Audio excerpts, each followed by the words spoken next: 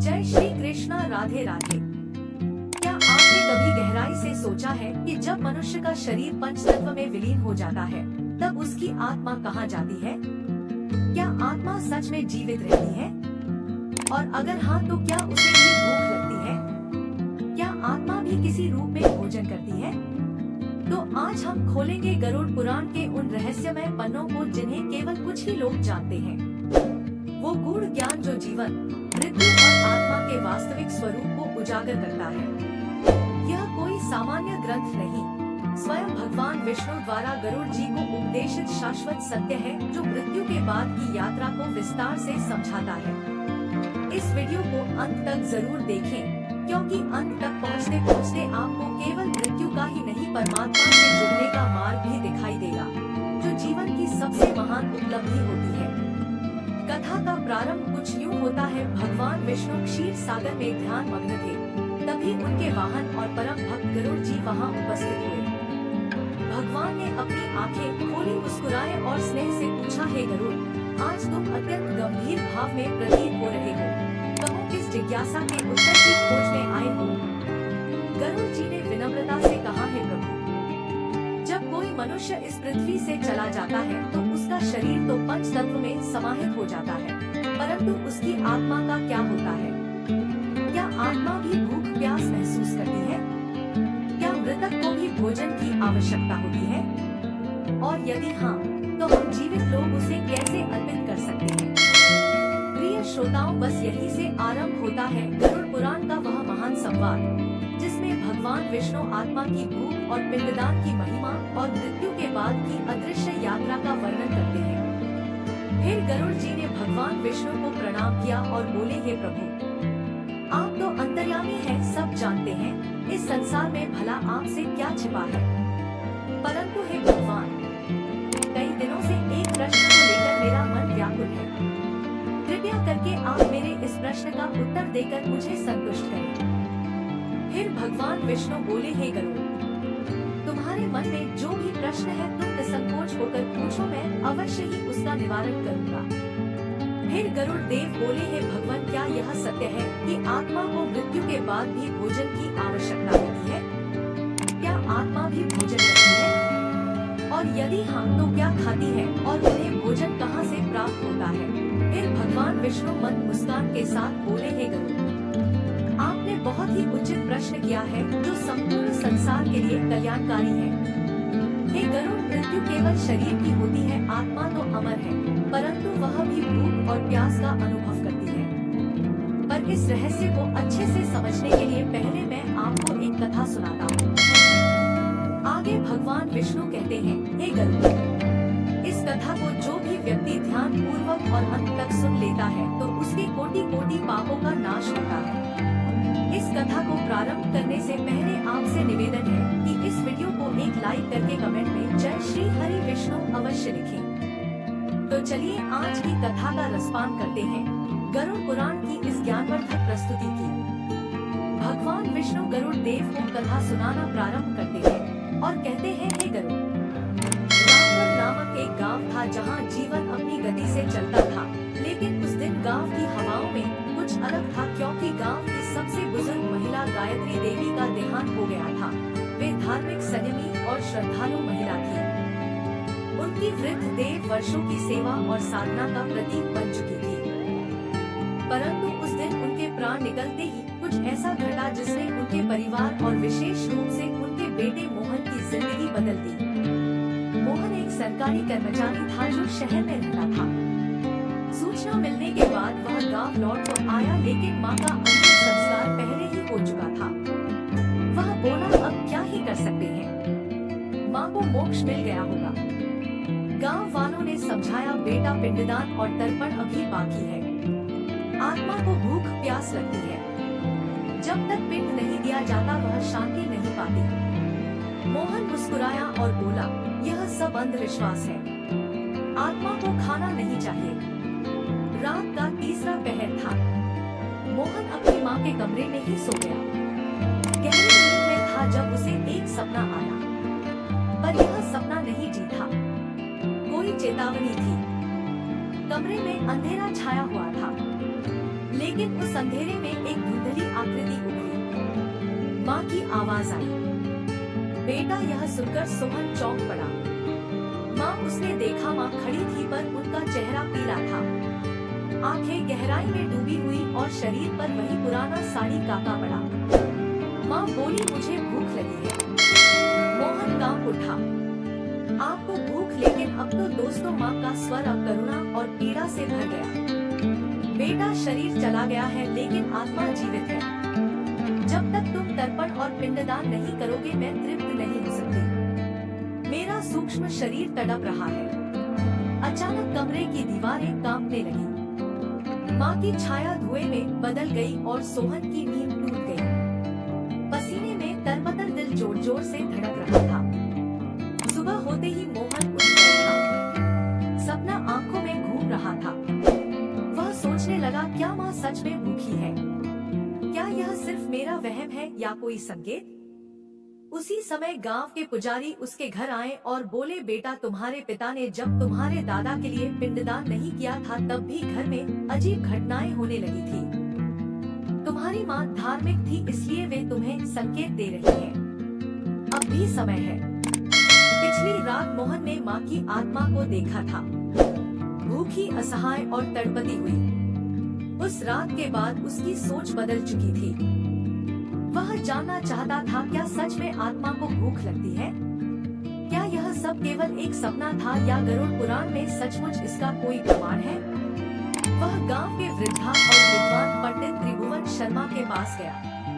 उन्होंने गरुड़ पुराण का संदर्भ खोलते हुए कहा, बेटा, जब कोई जीव इस शरीर को छोड़ता है तब उसकी आत्मा सूक्ष्म शरीर में प्रवेश कर लेती है।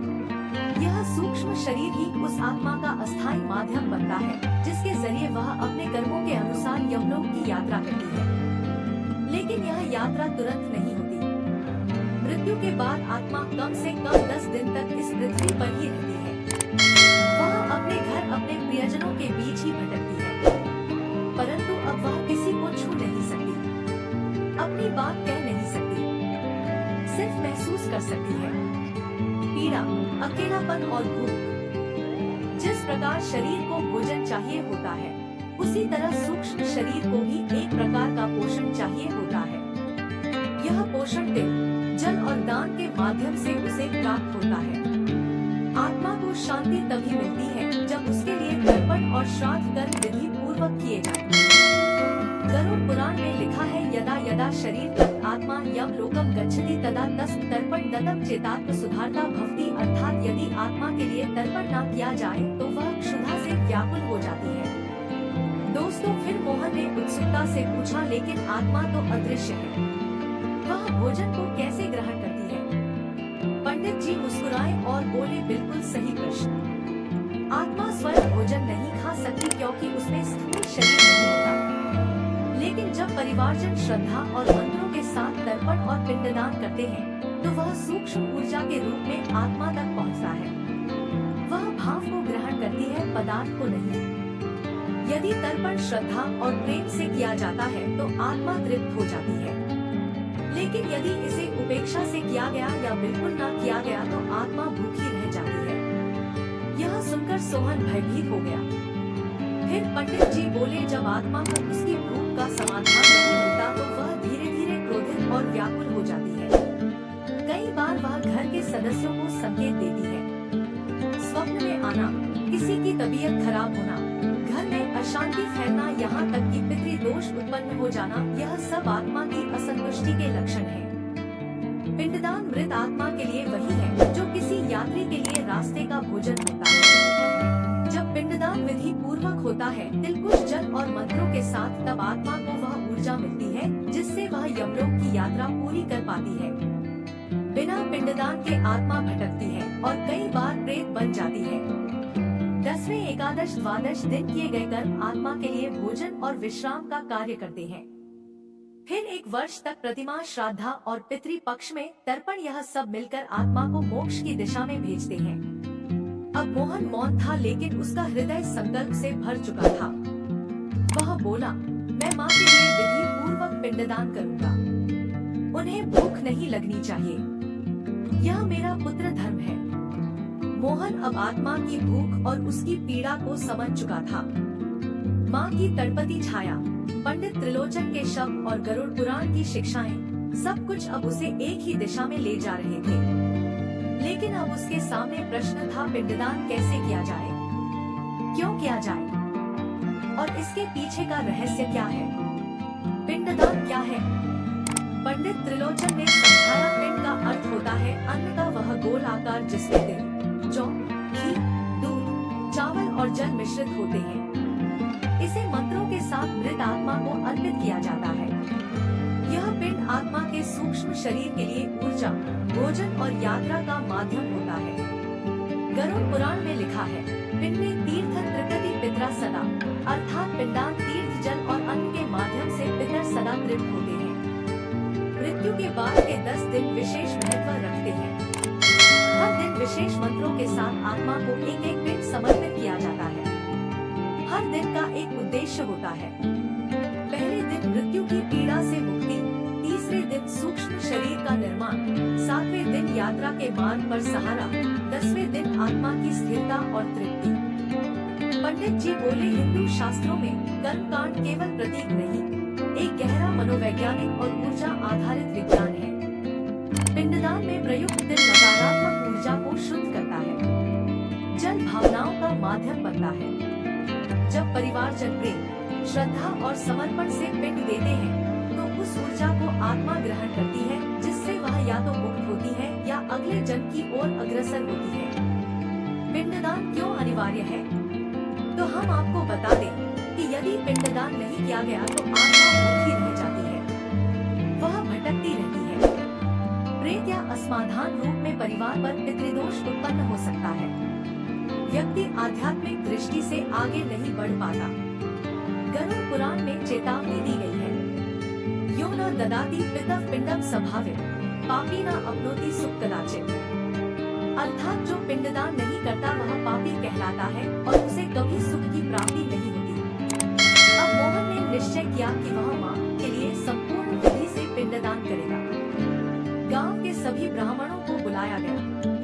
घर के आंगन में कुश का आसन बिछाया गया। तिल और जल से बनी पिंड अर्पित की गई।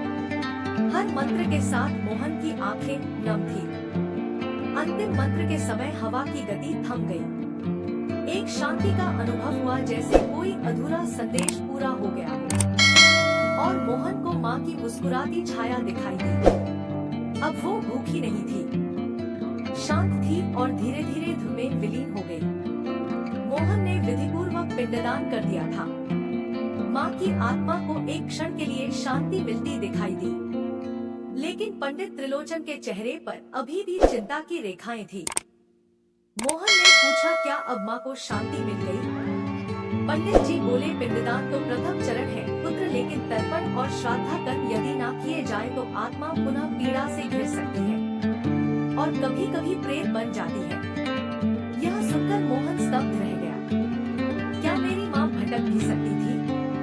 पंडित जी ने गरुड़ पुराण का रहस्य खोला।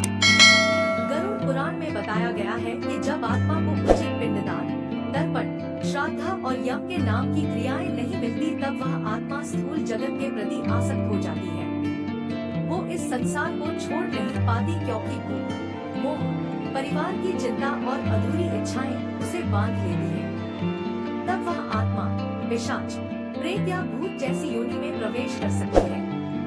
जो व्यक्ति पाप कर्मों के साथ मरता है और जिसे तर्पण नहीं मिलता, वह प्रेत योनि को प्राप्त करता है और बंधन में फंसा रहता है। प्रेत योनि कोई स्थायी नरक नहीं, बल्कि एक बीज की दशा है, जहां आत्मा ना तो मृत होती है ना जीवित। वो हर समय अशांति में रहती है, किसी माध्यम से संवाद करना चाहती है।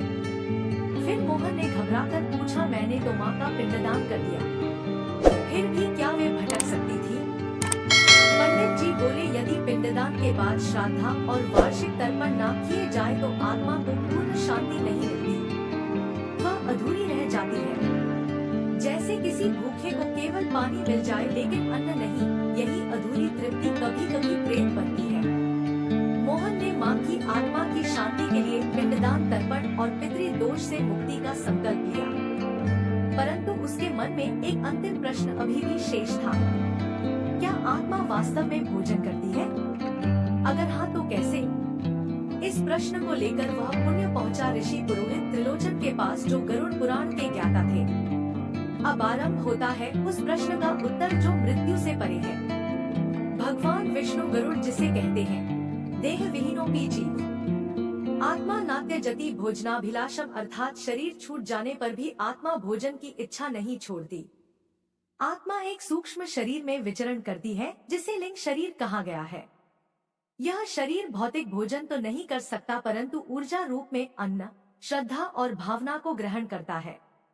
आत्मा को कब और कैसे भोजन मिलता है? तो हम आपको बता दें कि आत्मा को भोजन पहुंचता है इन विशेष कर्मों से। पहला है पिंडदान। पिंड यानी चावल, तिल, घी आदि मृतक की आत्मा को ऊर्जा रूप में पोषण प्रदान करता है। श्रद्धा से किया गया पिंडदान आत्मा के सूक्ष्म शरीर को भोजन के समान ही तृप्त करता है। दूसरा है तर्पण। तर्पण में जल, तिल और मंत्रों के साथ पितरों को अर्पण किया जाता है। इससे आत्मा को शांत व तृप्त होने की ऊर्जा तरंगे प्राप्त होती है। और तीसरा है श्राद्धा भोज।